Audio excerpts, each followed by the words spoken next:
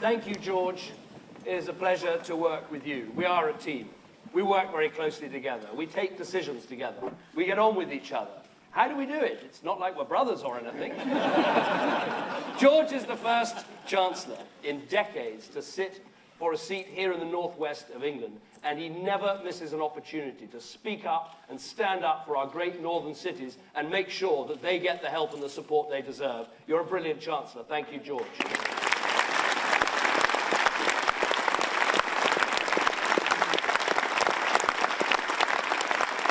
Now, my friends, the countdown is on. Just over a month, less than 6 weeks, 40 days. That is all we've got to tell the people of our country what this election means. 40 days to say, this isn't any old election. This is a high-stakes, high-risk election. This election is about the chances your children will have, the jobs you will do, the security you will have, the kind of country we live in. 40 days to say, this is a knife-edge election, and it can only be cut 2 ways. Conservative or Labour.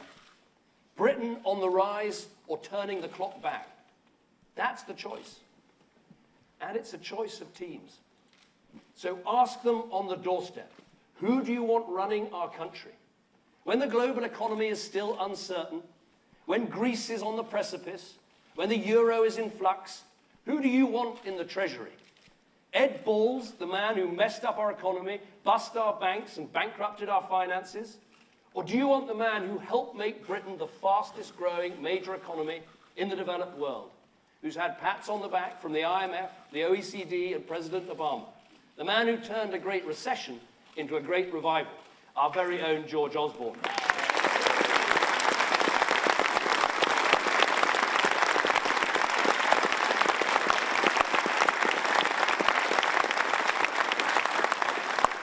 At a time when jihadists are plotting to hurt us, when security is more important than ever, who do you want in the Home Office? Yvette Cooper, who puts the moaning of left-wing commentators ahead of our security services?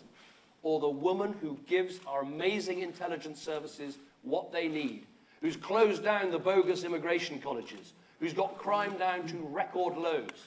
The woman who told Abu Hamza to sling his hook, our brilliant Home Secretary, Theresa May. That's who we want.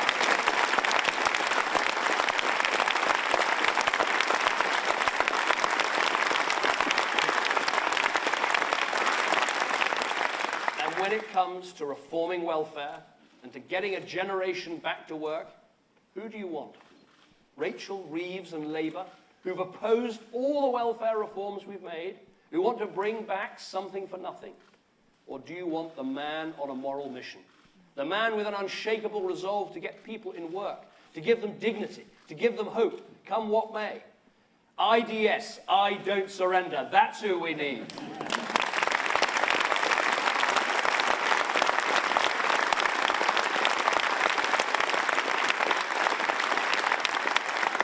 Because I tell you what, when I look around that cabinet table, I know our country is in safe hands, and the alternative just does not bear thinking about. And when it comes to party leaders, people need to be clear. Only one of us can walk through that door in Downing Street. It'll either be me, or it'll be Ed Miliband. Now, 5 years in this job teaches you some things. I know what this role needs. And frankly, I don't think Ed Miliband has it. Some people might say, don't make this personal. But when it comes to who's Prime Minister, the personal is national. The guy who forgot to mention the deficit, he could be the one in charge of our whole economy. The man who's too weak to stand up to the trade unions at home, he could be the one facing down our enemies abroad. The leader who thinks leadership is climbing aboard the latest bandwagon, he could be the one making those make-or-break calls in the middle of the night. Now, I don't claim to be perfect. I haven't got everything right. But I've always tried to do what is right for our country long-term. And that is why I am shocked by what the Labour Party is trying to do today. They want to crawl up Downing Street on the coattails of the SNP, Salmond and Miliband, the SNP and Labour, the people who want to break up our country and the people who want to bankrupt our country. And my friends, we can never let that happen.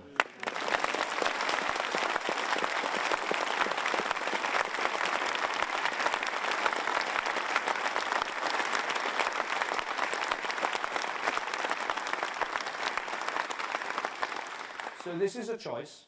It's a choice about teams, and it's a choice about plans too. Our long-term economic plan is working, beyond doubt, beyond dispute, beyond argument. And you want to know what is almost beyond belief? Labour want to tear it all up. More borrowing, more spending, more debt, more of the things that got us into this mess in the first place. So this is the choice between their disastrous recipe for recession and debt and misery and our long-term economic plan that is turning Britain around. And we have to win this for our country. You can see the effects of our plan stretching right across our country. Unemployment has fallen in every region.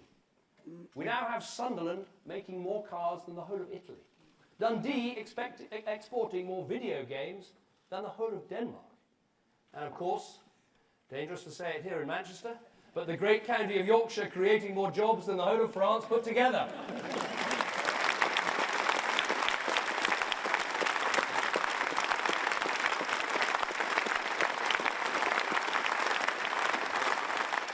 And here in Manchester and across the north, we're building a northern powerhouse to take on the great cities of the world. We're seeing record numbers of businesses, record numbers of apprenticeships, the deficit cut in half, 1.9 million more of our fellow citizens in work, and last year the fastest growing major economy in the Western world. And to those who say, but the job isn't finished, there's more to be done, I say, yes, you're right. And that is why it is so important that we stick to the plan for the next 5 years and stick with the team who made it all happen. As President Obama said, Britain must be doing something right.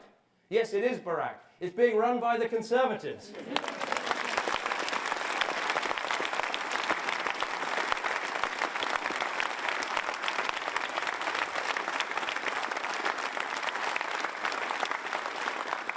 But my friends, none of this matters unless it makes a difference to people's lives. Our long-term economic plan is not dry and dusty words on a page. It's about being true to the values of this country. About making Britain a place where if you put in, you'll get out. And here again, there is a vital choice to make on May the 7th. As Conservatives, we know what makes our hearts beat faster. It's those people who try over and over again, who put the effort in, who put the hours in. The quiet, unsung, brilliant majority of British people who just want to build a better life for themselves, for their children, and for their communities. And to all these people, our long-term economic plan is all about you. Decent jobs for you, solid homes for you to own, good schools for your children, a pension that gives you dignity in old age. We're saying to the young couple who are saving each month, we are with you. To the teenager who wants an apprenticeship, we are with you. To the pensioner who put money aside for decades, we are with you. This is the point.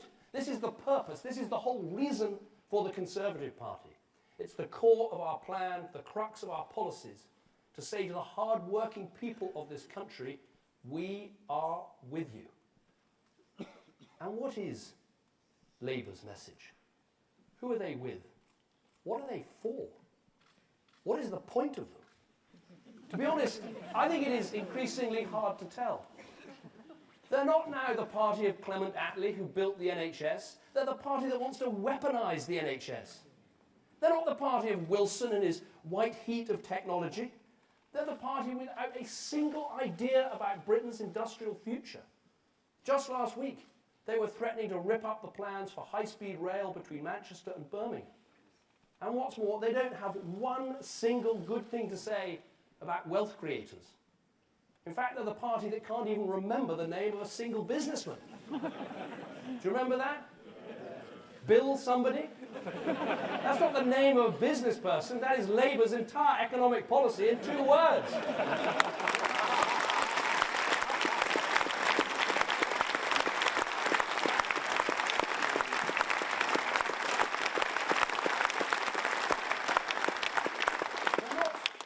They're not even the party of John Smith either, the man who believes so passionately in the dignity of work. They are the party that have opposed everything we've done to get nearly 1 million people off welfare and into a better life. They are no longer the Labour Party, but the Welfare Party. The party whose shining city on a hill, whose New Jerusalem is a load of dead-end lives and poverty handed down through generations. What a betrayal of everything that party once stood for. There must be Labour supporters up and down this country who work hard, who pay their taxes, who see the abuse of our welfare system and Labour's defence of it and think, how did it come to this? The truth is that Ed Miliband's Labour Party isn't about liberating working people, it's about telling them what to do. The same old condescending, bossy, interfering, we know best of the Hampstead socialists down the ages. People say,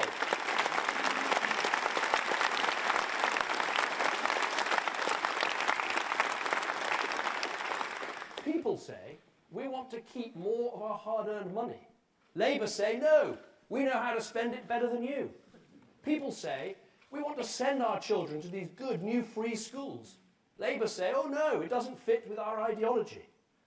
People say, we want to buy our council house through the right to buy. Labour say, no, we'd cut the discounts because that kind of property ownership, that's theft from society. And oh yes, they say all this from the home themselves that they bought so comfortably years ago. This isn't the party of working people. It's the same old party of hypocrisy. The party of 2 faces. The party of 2 Jags. And yes, now, the party of 2 kitchens.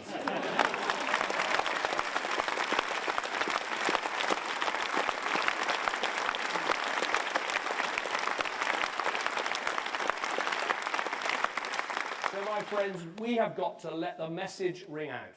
The real party of aspiration, the party of working people, the party that is with you, not against you, is not that bunch of hypocritical, holier-than-thou, hopeless, sneering socialists. It's the party that says, yes, keep more of your money, buy your own home, choose your child's school, lead your own life. It's the Conservative Party right here in this hall.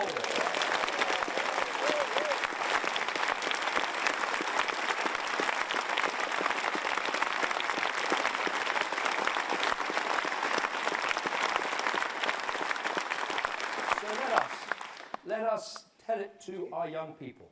If you want your first job, your first paycheck, your first business, your first home, we are with you. You want the proof of that? Do you know, it's not in the easy things you do, it's in the difficult choices that you make. There was a choice we made about how to reform student finance. Yes, it was incredibly hard, but look what it means. We've got some of the best funded universities in Europe and places for everyone who wants to go. There's the choice we've made about capping welfare at £23,000. Again, that's a difficult choice. But this is about a new deal, about funding 3 million more apprenticeships. So we can say to school leavers, finishing your exams and heading straight onto welfare, no, that option is over. But the chance to get a trade, to get on in life, that door is wide open. Then there was the choice about changing the rules on house building. Again, not easy, but worth it, because it means we can build 200,000 starter homes, homes at discounted rates, for the under 40s, for the first-time buyers, homes with your name on them. And of course, there was the choice we made about start-up loans. That wasn't so much as tough, but it was a gamble. Rapidly lending up to £25,000 to individuals to get businesses off the ground. People who couldn't get that money from anywhere else where the banks weren't lending. But I said, if I'm going to take a punt on anything, let's take a punt on the ingenuity and the talent of Britain's young people. And they have come up with the goods. 28,000 new businesses through the scheme and counting. I had a whole bunch of them to number 10 last week. Some were turning over hundreds of thousands of pounds after just a couple of years. One was already employing 15 people. They were taking on apprentices, and every one of them, all of them, glowing with pride that they were making it on their own. That is what we're about. The first job, the first home, the first business.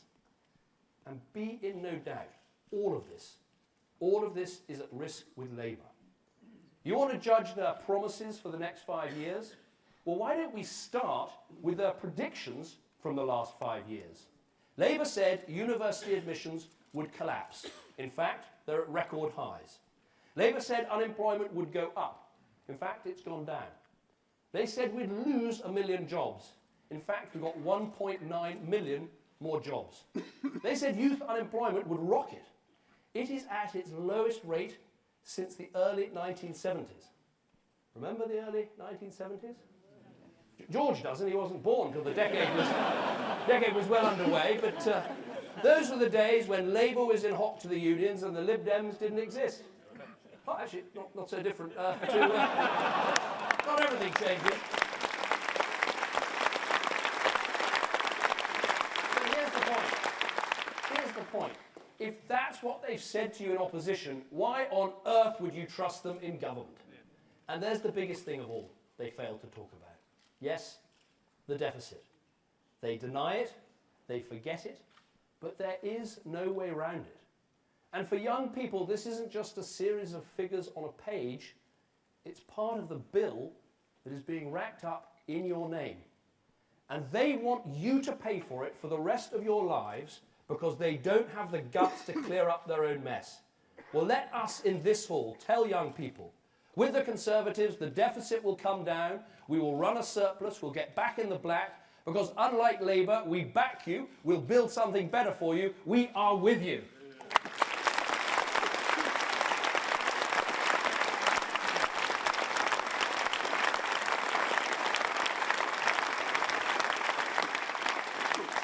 And let us say it to families too. We are with you. I'm a husband and a father, and nothing is more precious to me than my family. And it doesn't matter if you're a prime minister, a shop worker, a doctor, a teacher, a driver. Nothing matters more than knowing your children are safe and happy. And underlying all of that is security, financial security. And we are with you. When you're juggling the family budget, we're with you. Freezing your council tax, keeping mortgage rates the lowest on record. We're with you at the petrol pump, taking £10 off a tank every time you fill up. And we're with you at the end of every month, when you open your payslip and find less taken away in tax. When we came to office, the personal tax allowance stood at £6,475. Next week, it reaches £10,600.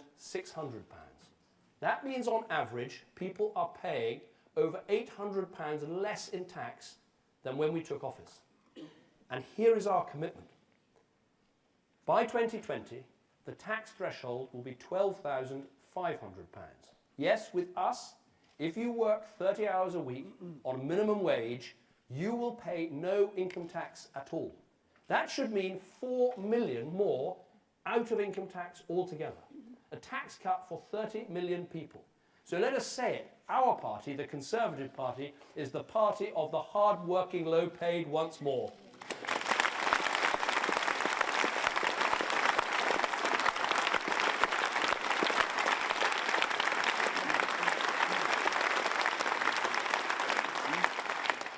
And we will do something else. The 40p tax rate was only ever supposed to be paid by the richest in our society. But today, too many hard-working, hard-pressed families have been dragged into paying it. Primary school head teachers, detective chief inspectors. So we're going to increase the level at which the 40p rate kicks in to £50,000. Because we know this, tax cuts are the best way to increase living standards. And we also know the best way to destroy living standards is to elect a Labour government. If Ed Miliband gets in, the borrowing goes up, the confidence in our economy falls down, and your mortgage rates go up. Do you know what a 1% rise in interest rates would mean for the average mortgage? An extra £1,000 a year. And then there is their tax bombshell. Every single family in Britain needs to pay attention to this. Here's what Labour have told you. They've told you that they are committed, like us, to making savings of £30 billion over the next 2 years. They've told you that half of that will come from tax rises.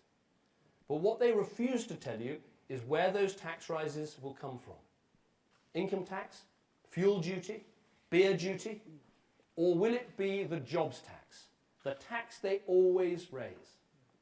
The jobs tax, aka the unemployment tax, the here's your P45 tax, the misery tax, jobs lost, businesses bankrupt, families in turmoil. They talk about a cost of living crisis. This would be a cost of labour crisis, and for the sake of Britain's families, we cannot let it happen.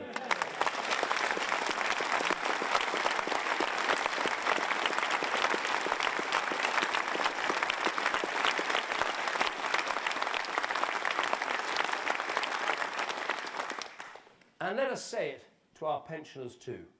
We are with you. You know, some people say that this government has done too much for the older generation and that somehow this isn't fair to younger people. But have you ever met a young person who doesn't care about how their parents or their grandparents are going to be looked after? Me neither. Because this comes back to some simple values. We're talking here about the ones who raised us, the ones who built homes for us, won wars for us, made sacrifices for us. This is a generation that stands for one word above any other: duty. And we must always do our duty by them. That is why, 5 years ago, I made a clear promise to Britain's pensioners. We'd keep your free benefits, your winter fuel payment, bus passes, TV licenses. We kept our promise, and we will do so all over again. 5 years ago, we made a commitment to get the state pension rising. It is up by £850 a year so far, and we'd see it rise further each year by earnings, inflation, or 2.5%, whichever is highest. And what's more, the pension credit is changing so that in future every pound you've saved is really worth saving. Those compulsory annuities, they are going, so every pound you've saved is yours to spend how you like. The tax on your pension pot is going, so you can pass it to your loved ones tax-free. This is a record to shout from the rooftops, not the paltry 75p rises in the pension and the raids on private savings from Labour, but backing those who've worked hard and done the right thing all their lives. Those are real Conservative values in action.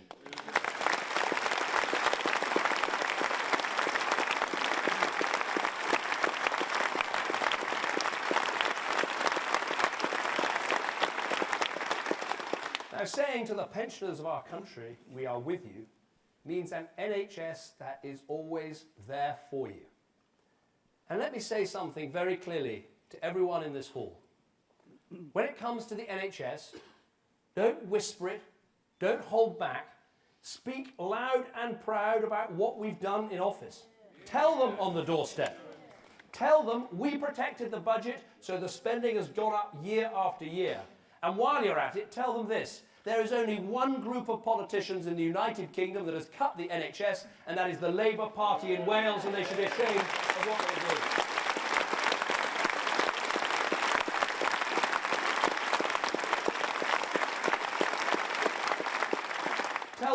Tell them we've got more doctors and nurses working in our NHS.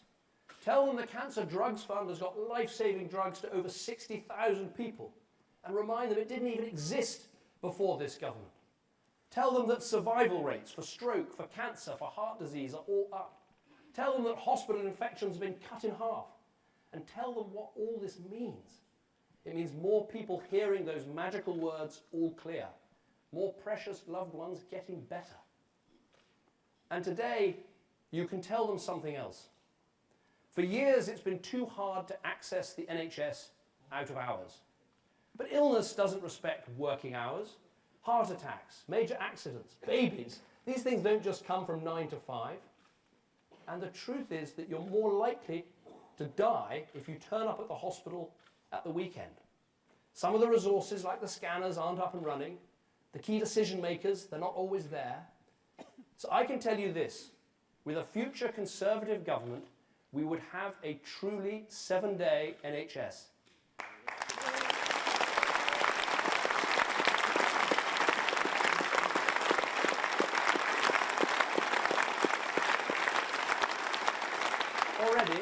Already millions more people can see a GP 7 days a week, but by 2020 I want this for everyone, with hospitals properly staffed, especially for urgent and emergency care, so that everyone will have access to the NHS services they need 7 days a week by 2020, the first country in the world to make this happen.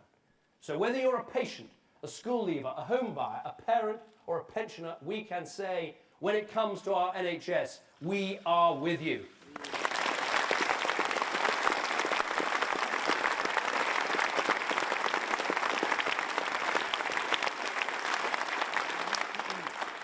And here's the proof, our timetable for action.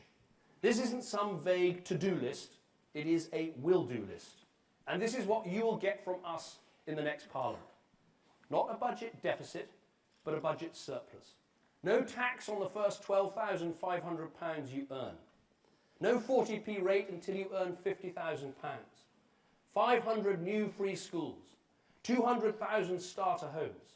3 million apprenticeships. That in-out referendum on Europe, and the NHS protected and open 7 days. That's what the Conservatives have, a timetable for action. And you know what? Labour have the exact opposite. It is a timetable for destruction.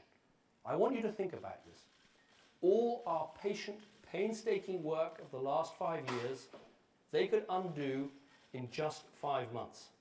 Free schools, they can be shut in just 1 term. Tax cuts, they can be reversed in just 1 budget. Interest rates held down so long can climb again overnight. Jobs that have come back to our shores, they can leave our shores. Investors can be spooked by turning on the TV. And believe me, if they see Miliband walk down Downing Street, they will take their businesses and their jobs elsewhere. We chose a Labour wrecking ball on our campaign posters for a good reason. Because they could do untold damage in one fell swoop. And the people in this room are the ones who can stop that happening.